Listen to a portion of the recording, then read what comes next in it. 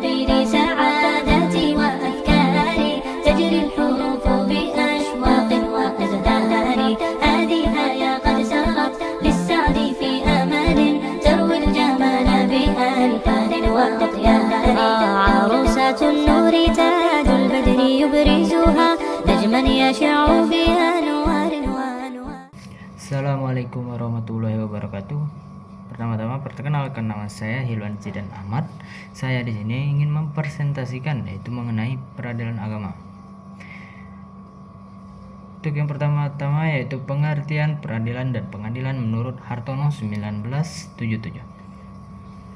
Peradilan adalah tugas atau fungsi menegakkan hukum dan keadilan yang dibebankan kepada pengadilan. Pengadilan adalah organisasi atau badan yang menjalankan tugas dan fungsi peradilan tersebut. Peradilan agama juga adalah salah satu di antara 3 peradilan khusus di Indonesia. Dikatakan peradilan khusus karena peradilan agama mengadili perkara-perkara perdata tertentu dan mengenai golongan rakyat tertentu. Dalam struktur organisasi peradilan agama ada pengadilan agama dan pengadilan tinggi agama yang secara langsung bersentuhan dengan penyelesaian perkara di tingkat pertama dan banding sebagai manifestasi dari fungsi kekuasaan kehakiman di lingkungan peradilan agama dilaksanakan oleh pengadilan agama dan pengadilan tinggi agama. Peradilan agama bertugas dan berwenang memeriksa, memutus, dan menyelesaikan perkara-perkara antara orang-orang yang beragama Islam di bidang perkawinan, waris, wasiat, hibah, wakaf, zakat, infak, sedekah, dan ekonomi syariah sebagaimana diatur dalam pasal 77 Undang Nomor 3 Tahun 2006 tentang perubahan atas Undang-Undang Nomor 7 Tahun 1989 tentang peradilan agama. Fungsi peradilan agama antara lain yaitu fungsi mengadili, kemudian fungsi pembinaan, fungsi nasihat, fungsi administratif, dan fungsi lainnya yang melakukan koordinasi dalam pelaksanaan tugas hisab dan ruqyat dengan instansi lain yang terkait seperti Departemen Agama, MUI, Ormas Islam, dan lain-lain. Serta pelayanan penyuluhan hukum, pelayanan riset atau penelitian dan sebagaimananya, serta memberi akses yang seluas-luasnya bagi masyarakat di era keterbukaan dan transparansi informasi peradilan sepanjang diatur dalam keputusan Ketua Mahkamah Agung 2007 tentang keterbukaan informasi di pengadilan. Selanjutnya yaitu ada kewenangan peradilan agama.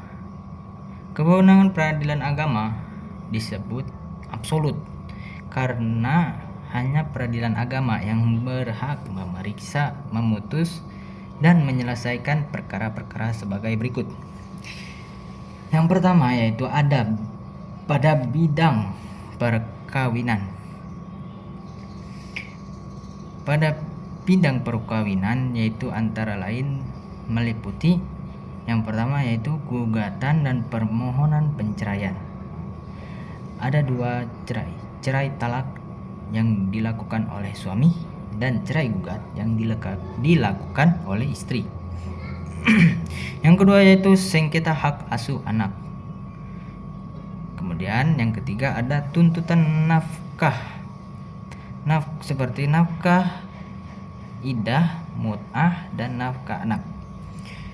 Yang selanjutnya yaitu ada sengketa harta bersama. Kemudian selanjutnya ada isbat nikah. Kemudian terakhir izin poligami. Oke, yang selanjutnya yaitu pada bidang kewarisan. Pada bidang kewarisan, peradilan agama berwenang menentukan siapa saja yang berhak menjadi ahli waris, menetapkan harta peninggalan, dan cara pembagian warisan antar ahli waris menurut hukum Islam.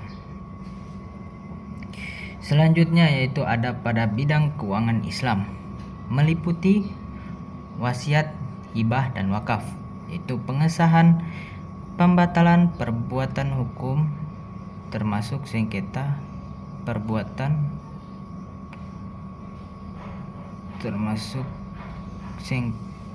pengelolaan harta wakaf.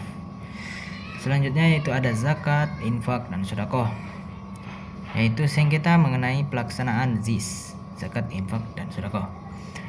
Yang terakhir yaitu ada ekonomi syariah, yaitu sengketa di bidang muamalat yang dia lakukan secara syariah seperti sengketa perbankan syariah, asuransi syariah, reksadana syariah, dan lain-lain.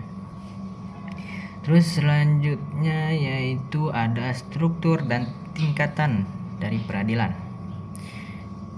Yang pertama yaitu tingkat pertama, yaitu pengadilan agama. Untuk kedudukannya yaitu ada di kabupaten atau kota. Untuk perannya yaitu tempat perkara pertama kali didaftarkan, tidak diperiksa, dan diputus. Untuk yang kedua yaitu ada tingkat banding. Tingkat banding yaitu oleh pengadilan tinggi agama. Untuk kedudukannya yaitu ada di provinsi. Untuk perannya mengadili kembali, memeriksa putusan. Kemudian perkara yang diputus oleh pengadilan agama jika salah satu pihak tidak puas.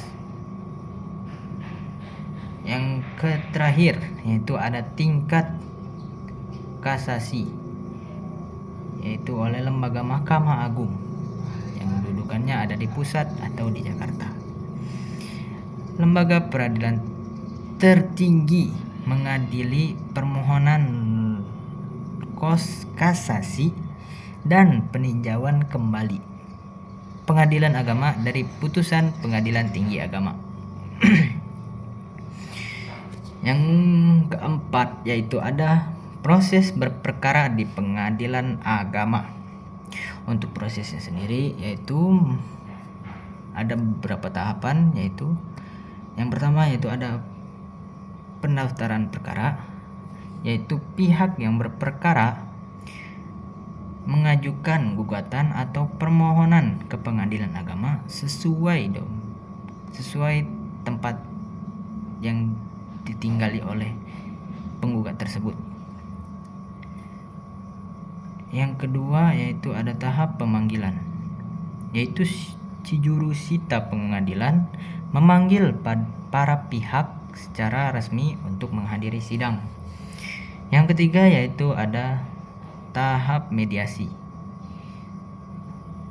Sebelum pemeriksaan pokok perkara, hakim mewajibkan para pihak untuk menempuh mediasi atau perundingan di bawah mediator resmi untuk mencapai perdamaian,